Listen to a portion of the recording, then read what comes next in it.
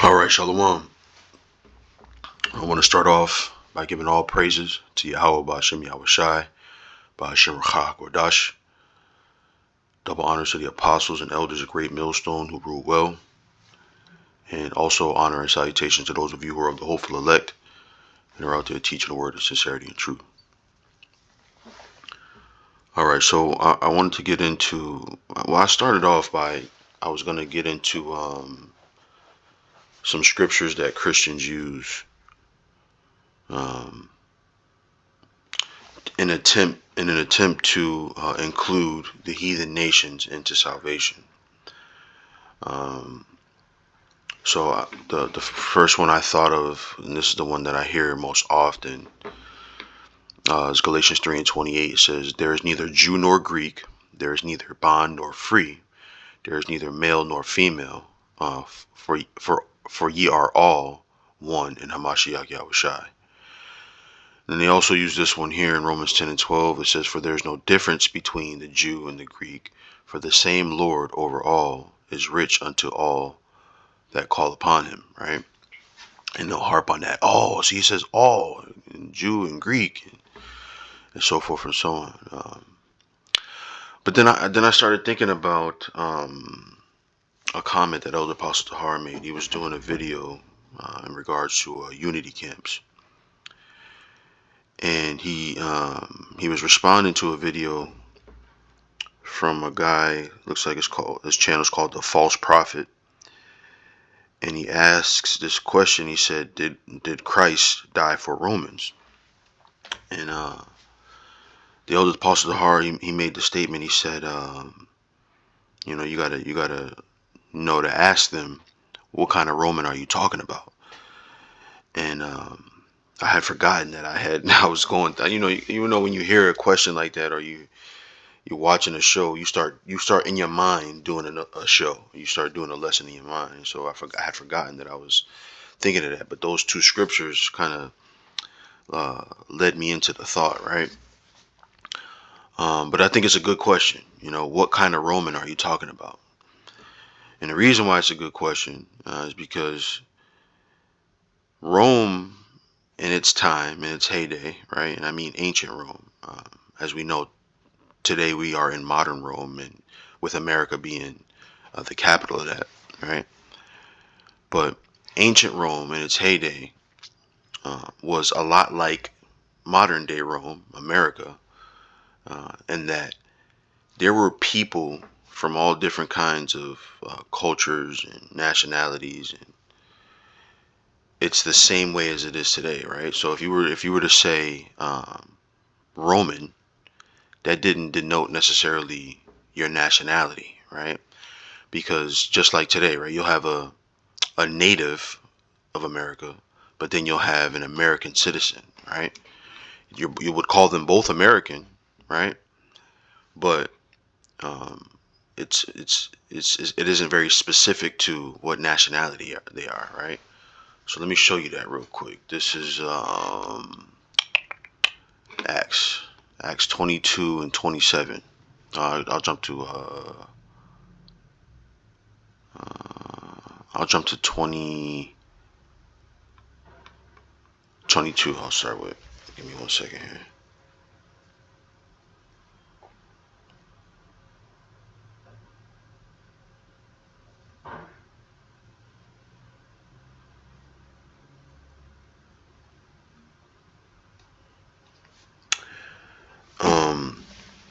So verse 22, Acts 22 and 22, it says, "And they gave him audience unto this word, and then lifted up their voices and said, Away with such a fellow from the earth, for it is not fit that he should live. And as they cried out and cast off their clothes and threw dust into the air, the chief captain commanded him to be brought into the castle, and bade that he should be examined by scourging, that he might know wherefore they cried so against him. And as they bound him with thongs, Paul said unto the centurion that stood by, Is it lawful for you to scourge a man that is a Roman, and uncondemned?" Right? When the centurion heard that, he went and told the chief captain, saying, "Take heed what thou doest, for this man is a Roman." Right? Then the chief captain came and said unto him, Tell me, art thou a Roman? He said, Yea. And the chief captain answered, With a great sum obtained I this freedom. And Paul said, But I was freeborn, right? So Paul was letting this guy know, or these men know, that were getting ready to scourge him, that he was a Roman, right? But we know that Paul was an Israelite, right? So let's go here. This is Romans 11:1. It says, I say then, hath the most high cast away his people? God forbid. For I also am an Israelite of the seed of Abraham, of the tribe of Benjamin, right? So he's telling you that he's an Israelite, right? That's what he is by nationality, right? But he's also a Roman citizen, right?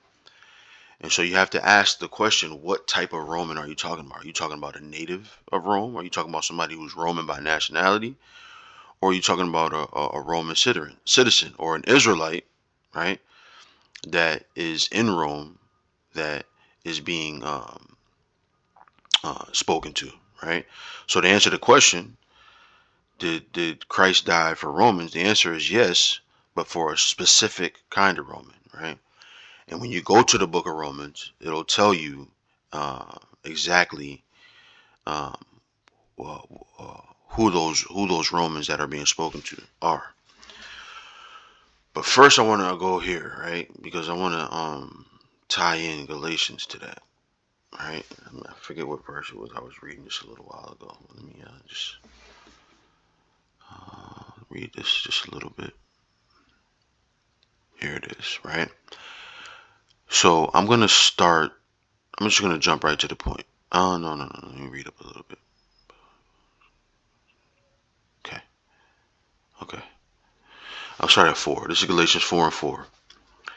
It says, But when the fullness of time was come, the Most High sent forth his Son, made of a woman, made under the law, to redeem them that were under the law, that we might receive the adoption of sons. Right? So I was looking through that. And so where else is it mentioned, the adoption of sons, right? So that you can understand who the Galatians are as well, right? So if somebody says, did Christ die for the Galatians? You can say the same thing. Yeah, yes, but what kind of Galatian, right? And so you have to pick out these nuances here, right? When you get this adoption of sons, or when you say made under the law, redeem them that were under the law, right? Let's see what else is in here in Galatians.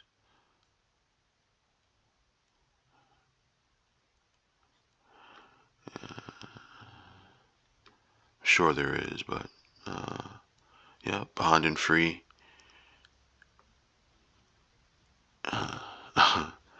Right? Abraham, 2 sons, bond woman. All right.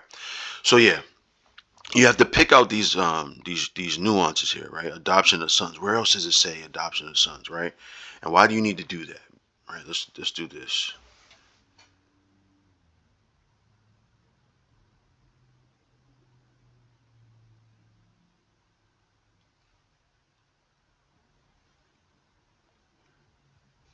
Bear with me for a second. I'm gonna pause this mic real quick.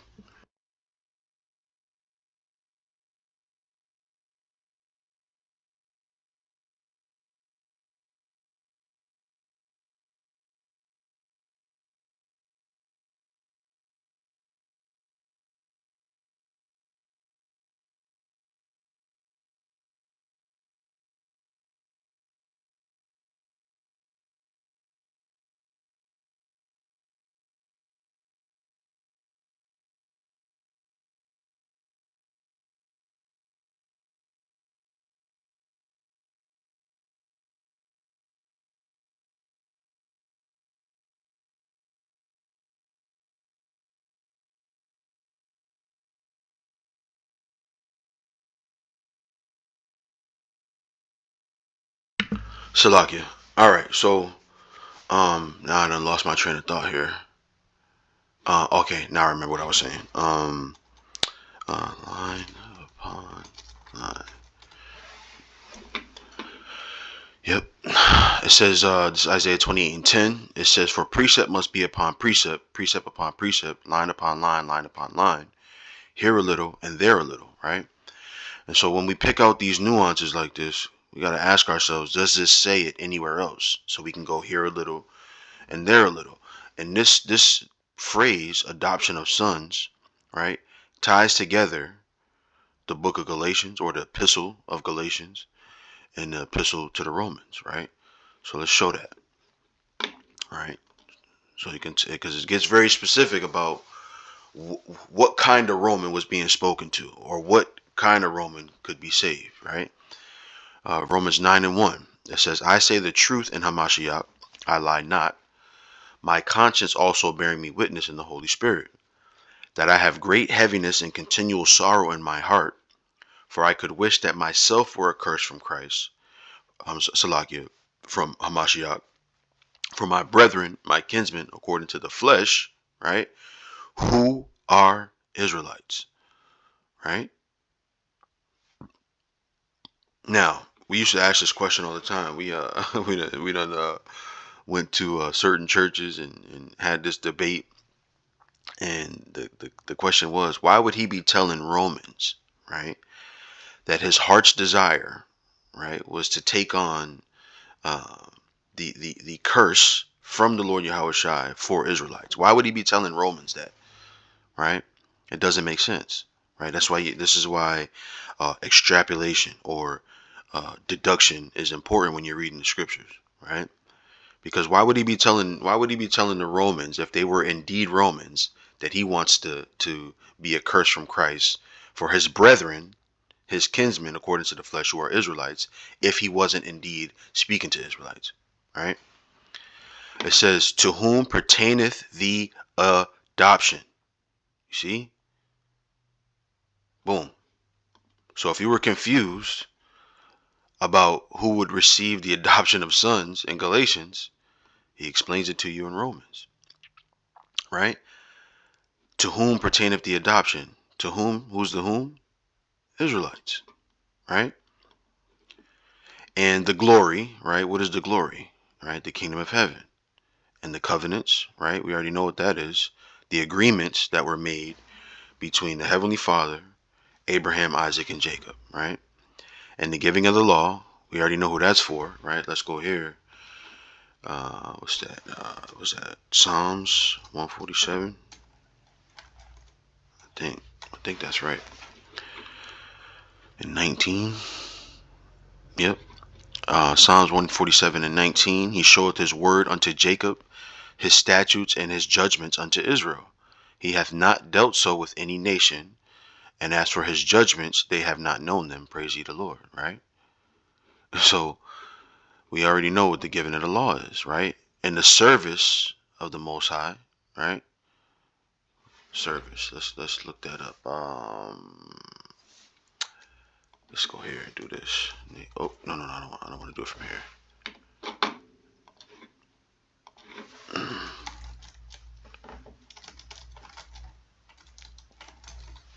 Right? Because we know that the service is the priesthood, right? Exodus 19:6, and you shall be unto me a kingdom of priests, right? And in holy nation, these are the words which thou shalt speak unto the children of Israel, right? So that's the service, right? Uh, and the promises, right? What was the promise, right? That what he said, and not to seeds as many.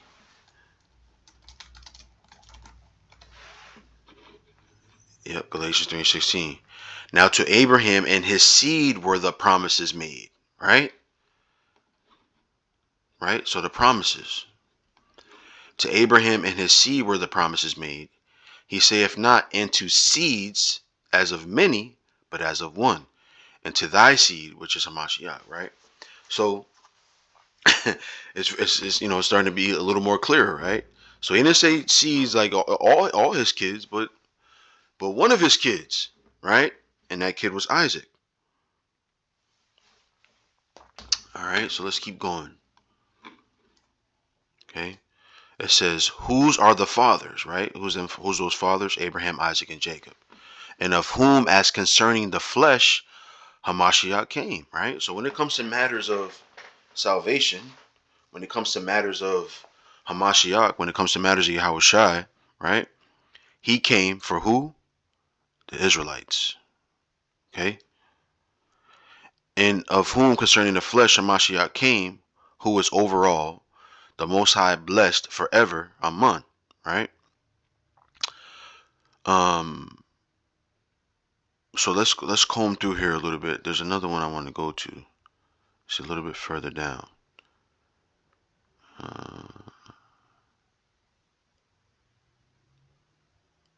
Right, right, right. I'm gonna start here at 22. It says, "What if the Most High, willing to show His wrath and to make His power known, endured with much long suffering the vessels of wrath fitted for destruction, and that He might make known the riches of His glory on the vessels of mercy, which He had afore prepared unto glory." Right? Even us, whom He hath called, not of the Jews only, but also of the Gentiles. Right? So He's going to explain who those Gentiles are. He says, as He saith also in Hosea. Right? So He's explaining this last sentence with this one. Okay? Even us whom He hath called, not of the Jews only, but also of the Gentiles, as He saith also in Hosea, I will call them my people, which were not my people. Right? So not the Jews only, because the Jews were called His people, but He said He would call them His people, which were not His people. So who is He talking about? Gentiles. Right? So let's see what Hosea, or who Hosea was talking about. Right? Hosea 1. Hosea 1, right? Boom. Yep. Right. Let's go here to 2. It says, the beginning of the word of the Lord by Hosea. And the Lord said to Hosea, go take unto thee a wife of whoredoms and children of whoredoms, for the land hath committed great whoredom, departing from the Lord. So he went back. So he went and took Gomer, the daughter of Diblaim, which conceived and bare him a son. And the Lord said unto him, call his name Jezreel for yet a little while, and I will avenge the blood of Jezreel upon the house of Jehu, which will cause to cease the kingdom of the house of Israel. And it shall come to pass that day that I will break the bow of Israel in the valley of Jezreel. And she conceived again and bare a daughter. And the Most High said unto him, call her name Laruhamah, for I will no more have mercy upon the house of Israel, right? But I will utterly take them away. But I will have mercy upon the house of Judah, and will save them by the Lord their power, and will not save them by bow nor sword, nor by battle, by horses, nor by horsemen.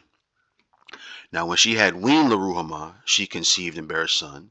Then said the Most High, call his name Lo-Ami, for ye are not my people. Who is he talking about? Israelites. Right? So when Paul is quoting Hosea here, right? It's talking about Israelites. I will call them my people, which were not my people, and her beloved, which was not my beloved, right? And it shall come to pass that in the place where it was said unto them, ye are not my people, there shall they be called the children of the living power. Let's go back to that, Hosea, real quick, right? It says, now when she had weaned Laruhamah, she conceived and bare a son. Then said the Most High, call his name Lo-Ami, for ye are not my people, and I will not be your power. Yet the number of the children of Israel shall be the sand of the sea, even though I won't have mercy on you, even though you will not be my people anymore, right? Yet the number of the children of Israel shall be as the sand of the sea, which cannot be measured nor numbered. And it shall come to pass that in the place where it was said unto them, ye are not my people, there it shall be said unto them, ye are the sons of the living power. Right? Exactly what he was quoting here. Right? Ye are not my people, there shall ye be called the children of the living power. Very, very simple. Very simple, right? Isaiah also crieth concerning Israel. Right? right? So he also said something concerning this matter, right? Though the number of the children of Israel be as the sand of the sea, a remnant shall be saved. So not even all Israel, right? For he will finish the work and cut it short in righteousness, because a short work will the Lord make upon the earth. And as Isaiah said before, or Isaiah is to say Isaiah, right? Except the Lord of Sabaoth had left us a seed, we had been as Sodom and been like unto Gomorrah, right? What shall we say then? That the Gentiles, which follow not after righteousness, have attained to righteousness, even the righteousness which is of faith. So he's telling you who these Gentiles are by the very scriptures that he's quoting. He's telling you what kind of Romans he's talking to, right? By what he's quoting, right? But Israel, which followed after the law of righteousness, have not attained to the law of righteousness. Wherefore, or why?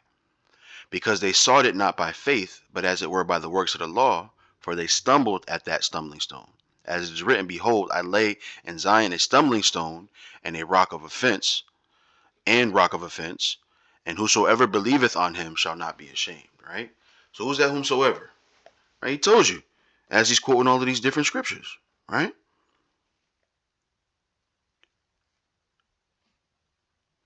So that's it. Hopefully the point was made. Forgive me if I paused in there a little bit. I had to answer something. But again, hopefully that was edifying. I want to give all praises to Yahweh Ba'ashem Yahweh Shai, Ba'ashem Rachak Kodash. Double honor to the apostles and elders, a great millstone who rule well. Honor and salutations to the elect. And with that, I say shalom.